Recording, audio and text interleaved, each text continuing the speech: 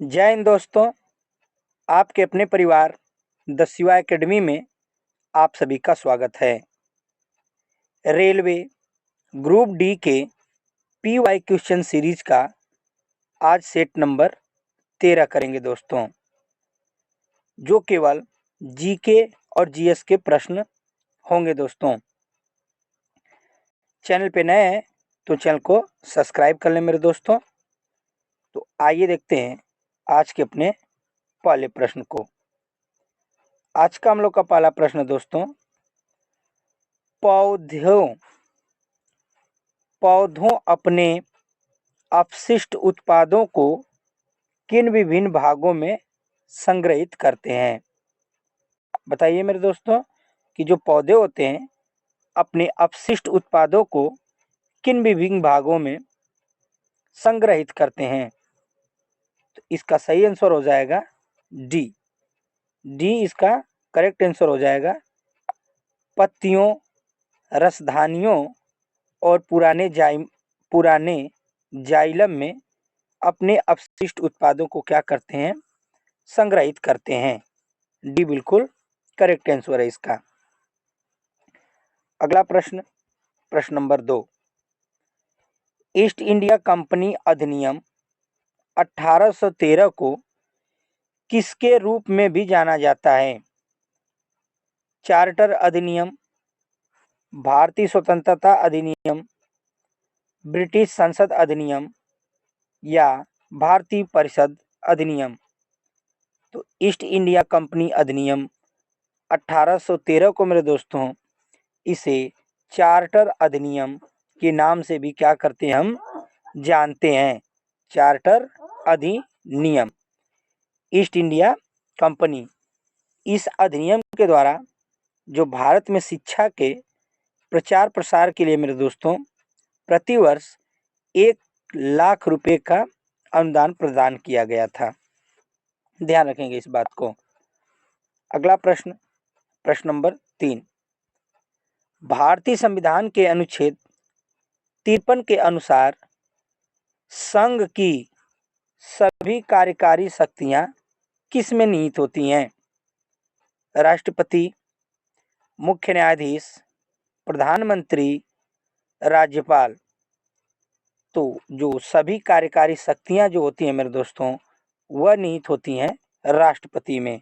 Option number A बिल्कुल correct answer होगा, जिसका अनुच्छेद 53 के अनुसार संघ की जितनी भी कार्यकारी शक्तियां होती हैं वो राष्ट्रपति में निहित होती हैं। संघ के रक्षा बलों की सर्वोच्च कमान भी राष्ट्रपति के शक्तियों में निहित होती है। आगे देख लेते हैं अगला प्रश्न, प्रश्न नंबर 4। निम्न में से कौन सा शारीरिक परिवर्तन यौन विकास के चरण का एक हिस्सा नहीं है। याद रखिए दोस्तों, यौन चरण का एक हिस्सा नहीं है पूछा है।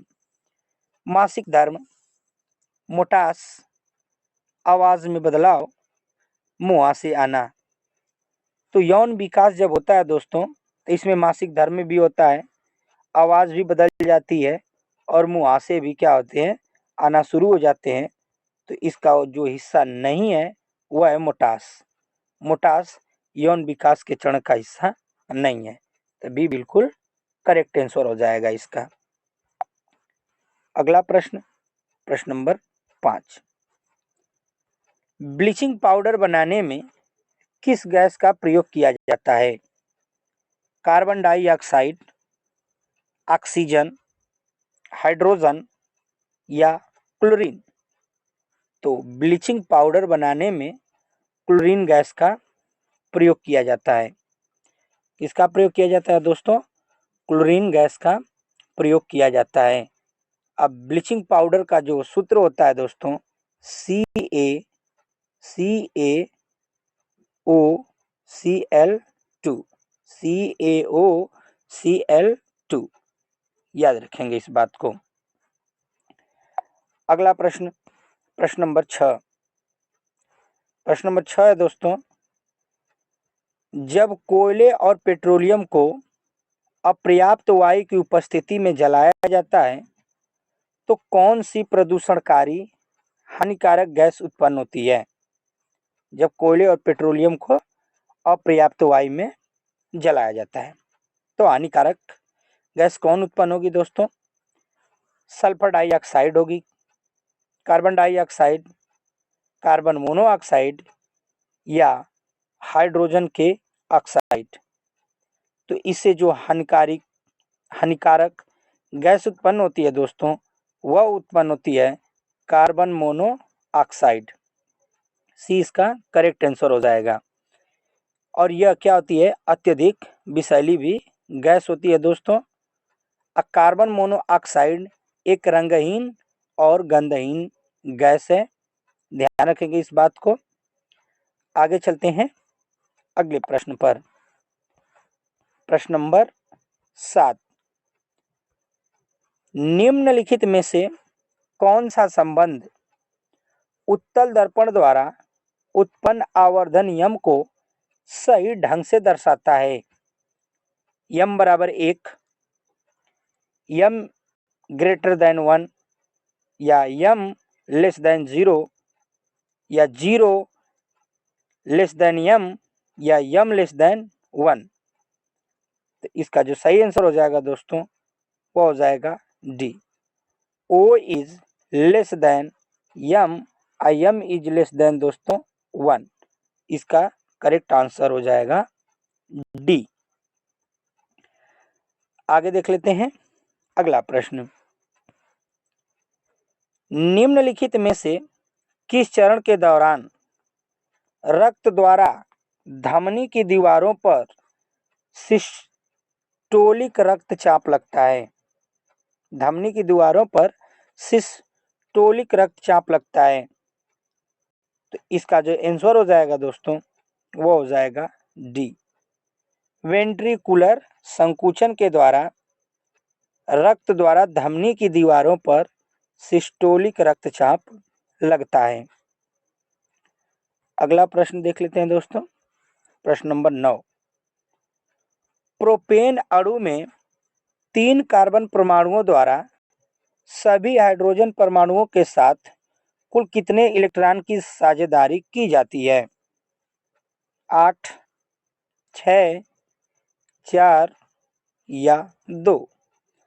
तब प्रोपेन अणु में 3 कार्बन परमाणुओं द्वारा 8 हाइड्रोजन परमाणुओं के साथ कुल कितने इलेक्ट्रॉन की साझेदारी होती है दोस्तों? तो 8 इलेक्ट्रॉन की क्या होती है? साझेदारी होती है। इसका जो सूत्र होता है प्रोपेन का C3H8, प्रोपेन का क्या होता है दोस्तों? सूत्र होता है। प्रश्न नंबर 10, पौधों को ऊर्जा की कम आवश्यकता क्यों होती है? क्योंकि उनमें अत्यधिक मृत कोशिकाएं पाई जाती हैं, क्योंकि वे केवल ऊंचाई में बढ़ते हैं, या सी वे अपना भोजन स्वयं बनाते हैं, वे ऑक्सीजन उत्पन्न करते हैं। तो पौधों में ऊर्जा की कम आवश्यकता इसलिए होती है दोस्तों क्योंकि पौधों की उनमें अत्यधिक मृत कोशिकाएं पाई जाती हैं। ये इसका करेक्ट आंसर हो जाएगा। अगला प्रश्न, प्रश्न नंबर 11, 1960 में हस्ताक्षरित सिंधु के विनिमय के अनुसार भारत सिंधु नदी प्रणाली द्वारा प्रवाहित कुल जल के केवल कितना भाग उपयोग हो सकता है? कर दोस्तों, जो सिंधु नदी प्रणाली है 1960 में एक समझौता हुआ, उस समझौता में भारत केवल सिंधु नदी का कितना प्रतिशत जल प्रयोग कर सकता है? तो वह प्रयोग कर सकता है भारत केवल दोस्तों 20%। बाकी 80% की बात करें मेरे दोस्तों तो यह पाकिस्तान इसका क्या करेगा? पानी का उपयोग कर सकता है। ये जो संधि हुई थी कराची में, उस समय भारत के पहले प्रधानमंत्री पंडित जवाहरलाल नेहरू द्वारा हस्ताक्षर किया गया था। और ये जो संधि हुई थी जल संधि, जल संधि समझौता कर लें दोस्तों, तो यह हुई थी 1960 में। कब हुई थी? 1960 में हुई थी। 12 नंबर प्रश्न, रेड सैंडर्स नामक स्थानिक वृक्ष प्रजाति इनमें से किस भारतीय भौतिक विभाजन तक सीमित है? हिमालय पर्वत क्षेत्र, पश्चिमी घाट, गंगा का मैदान या पूर्वी घाट? तो इसका जो सही आंसर हो जाएगा दोस्तों, रेड सैंडर्स नामक स्थानीय जो वृक्ष प्रजाति है वो पाई जाती है पूर्वी घाट तक सीमित है। कहाँ तक सीमित है दोस्तों? पूर्वी घाट तक सीमित है। यह प्रजाति आंध्र प्रदेश के विशिष्ट वन क्षेत्रों के लिए स्थानिक है दोस्तों। रेड साइट्स आमतौर पर लाल मिट्टी और शुष्क जलवायु के साथ चट्टान तथा परत की भूमि में क्या करती है? उगती है। अगला प्रश्न, विद्युत चुम्बकीय प्रेरण की खोज किसने की थी? Albert Einstein, Isaac Newton, Michael Faraday, Rakesh Mohan? तो विद्युत चुम्बकीय प्रेरण की खोज किसने किया था? तो किया था दोस्तों माइकल फैराडे ने विद्युत चुम्बकीय प्रेरण की खोज किए थे। और यह खोज किए थे 29 अगस्त 1831 में। ध्यान रखेंगे दोस्तों, यह खोज कब की गई थी? 29 अगस्त 1831 की में विद्युत चुम्बकीय प्रेरण की खोज। 14 नंबर प्रश्न, एक उत्तल लेंस वास्तविक उल्टा और छोटा प्रतिबिंब निर्मित करता है, वस्तु की स्थिति क्या है?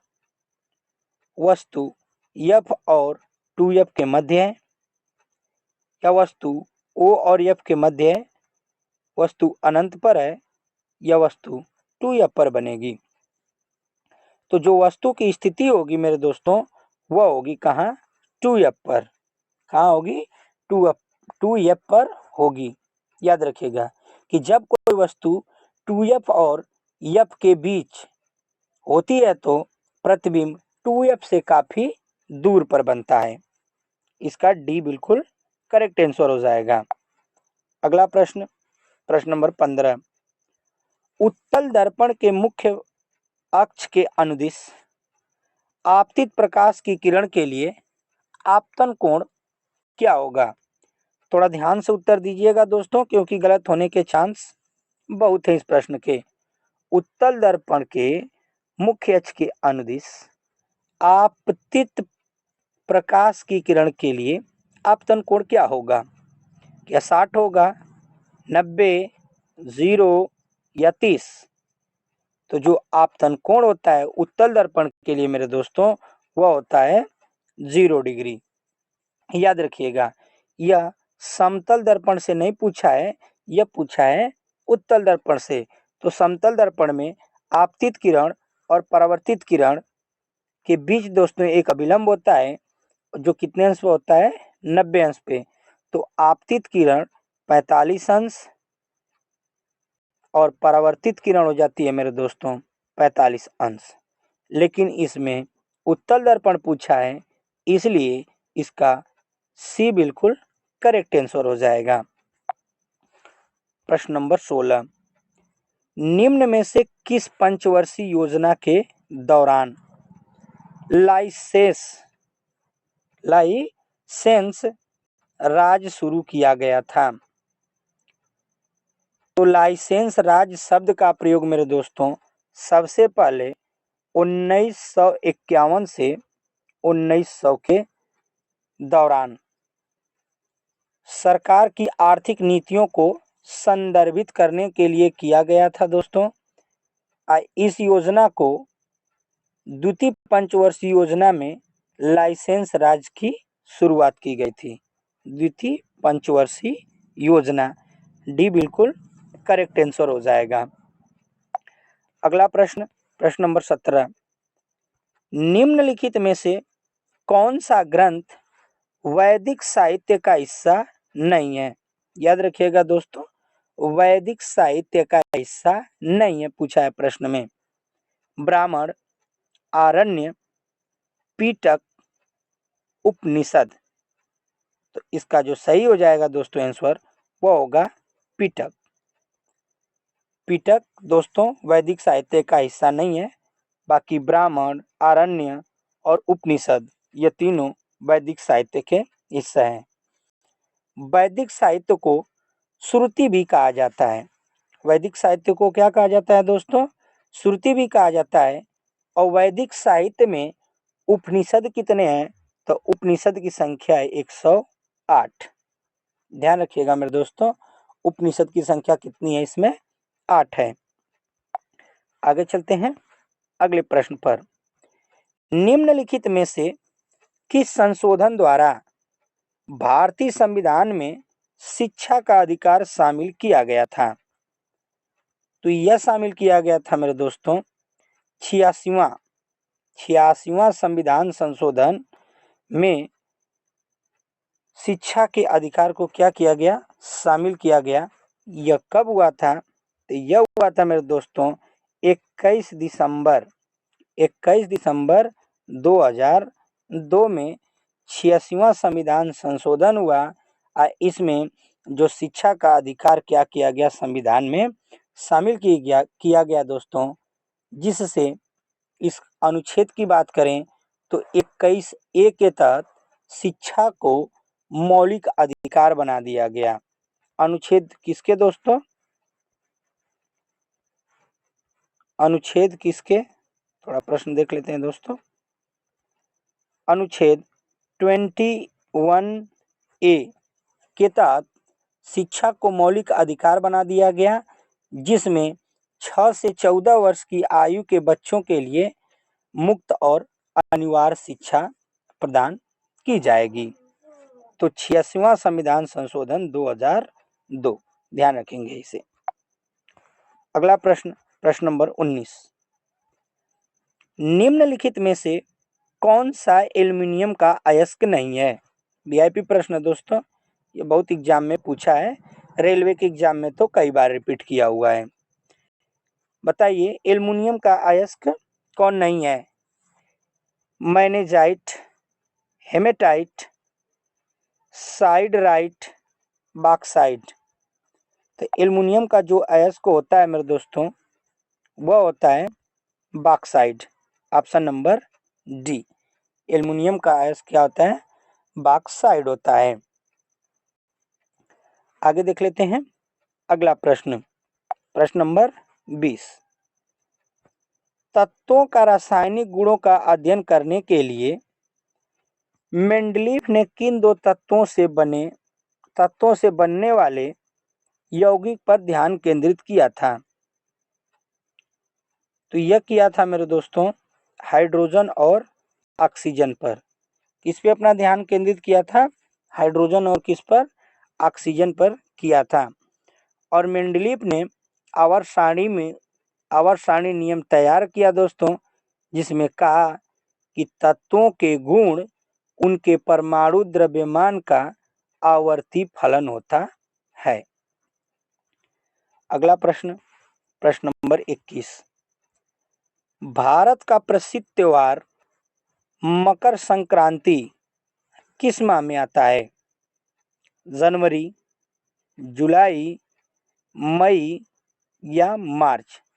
तो मकर संक्रांति मेरे दोस्तों यह आती है जनवरी में।